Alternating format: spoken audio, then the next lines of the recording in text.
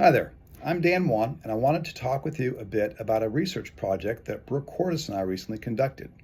We looked at a study done about 10 years ago or so in which they asked individuals, sports fans, if you could get away with it, no one's going to know what you're doing and there'll be no negative repercussions for your actions, would you be willing to cheat to help out your team?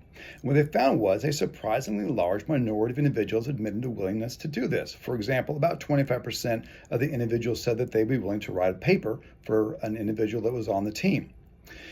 One of the important findings from the study was that individuals with higher levels of team identification, that is, individuals with a strong psychological connection to the team, were particularly likely to engage in these acts of cheating.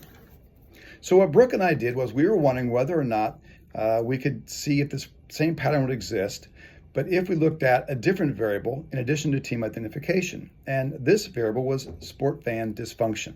Dysfunctional sports fans are individuals who are highly confrontational, they're assertive, and they're aggressive. And our thinking was maybe these people would be particularly likely to be willing to consider these acts of anonymous cheating.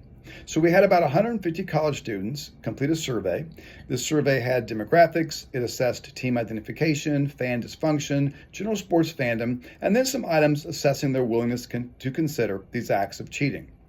The results indicated that, similar to past studies, a fair number of persons were willing to consider these acts. For example, 56% were willing to consider letting a player cheat off of them in class, and 41% were willing to write a paper for a player that was in their class.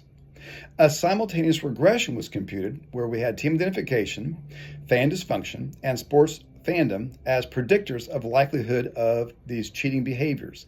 The analysis showed that the combined effect of the variables was significant, and furthermore, as hypothesized, both team identification and fan dysfunction were found to be significant predictors of a willingness to engage in these cheating immoral behaviors.